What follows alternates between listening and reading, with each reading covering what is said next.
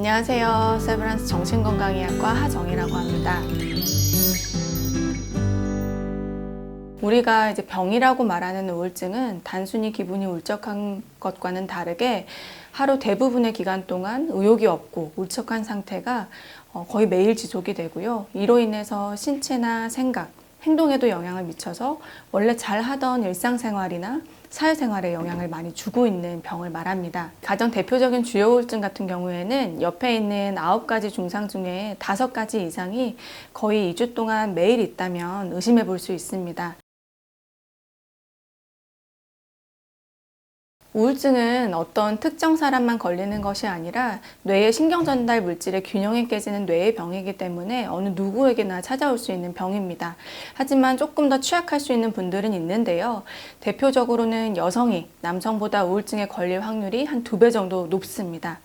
실제로 여성 호르몬 자체가 기분에 굉장히 영향을 많이 미치는데요. 여성 호르몬이 급격하게 변하는 시기인 출산 직후나 갱년기, 그리고 월경 전후에 특히 취약할 수 있습니다. 중년 남성분들 또한 40, 50대가 되면서 남성 호르몬이 굉장히 떨어지게 되는데 이때 우울증의 중요한 세로토닌 수치가 떨어진다고 알려져 있습니다. 그래서 불안이나 우울에 취약할 수 있고요. 특히 이 시기는 남성분들이 퇴직이나 이직과 같은 여러 가지 삶의 변화가 이렇게 같이 동반되는 시기이기 때문에 특히 조심하는 게 필요합니다. 그리고 본인의 감정을 표현하는 사람들보다는 남의 시선을 좀 많이 의식하고 본인의 내색을 잘 하지 않고 속마음을 감추는 분들이 조금 더 우울증에 취약합니다. 이런 분들은 특히 다른 사람한테는 굉장히 너그러운데 본인한테는 굉장히 가혹하고 이렇게 엄격한 잣대를 들이미는 경우가 많습니다.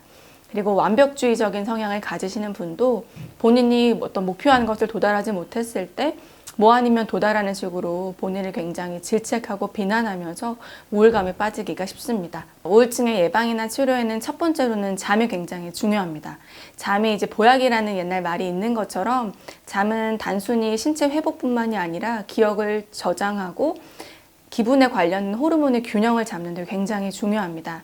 잠만큼 중요한 것이 운동인데요. 흔히 그냥 운동이 좋다라고 아시는 것뿐만이 아니라 운동을 했을 때 세로토닌의 분비가 올라가고 그 뇌를 튼튼하게 만드는 뇌 신경 전달 물질 또한 증가한다고 알려져 있습니다. 밝은 햇빛을 쬐는 것도 세로토닌 합성을 증가시키고 밤에 잘 잘 수 있게 멜라토닌 분비를 촉진시킨다고 알려져 있어서 하루 종일 좀 실내에서 틀어박혀서 지내시는 분들은 점심시간이라도 좀 나가서 밝은 햇빛을 잠깐이라도 쬐는 거를 추천드립니다. 본인의 정신 건강을 위해서는 다른 사람의 시선에 연연하기보다는 내 안에서 뭐가 진행되고 있는지 나의 감정 상태를 그때그때 알아차리는 게 필요합니다. 자신의 감정을 좀 표현해 본 적이 없으신 분들은 내가 어떤 상태에 있는지 모르고 한참 있다가 여러 가지 증상이 올라오고 나서 병원에 오시는 분들이 상당히 많거든요.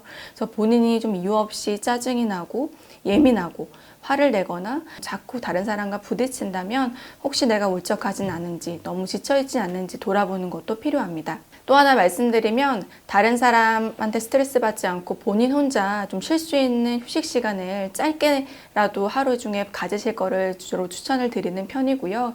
과도한 목표를 세우고 따라가지 못하는 본인을 질책하기보다는 현실적인 목표를 세우고 내가 지금 못하고 있는 것보다는 내가 잘 하고 있는 것에 대해서 스스로 인정하는 습관을 갖는 것이 중요합니다. 마지막으로 당부드리고 싶은 것이 있는데요. 우울이 본인을 지배하고 있고 일상생활에 어려움이 있다면 본인을 질책하지 마시고 조금 더 일찍 병원에 오셔서 적절한 약물 치료를 병행하는 것이 좋을 것 같습니다.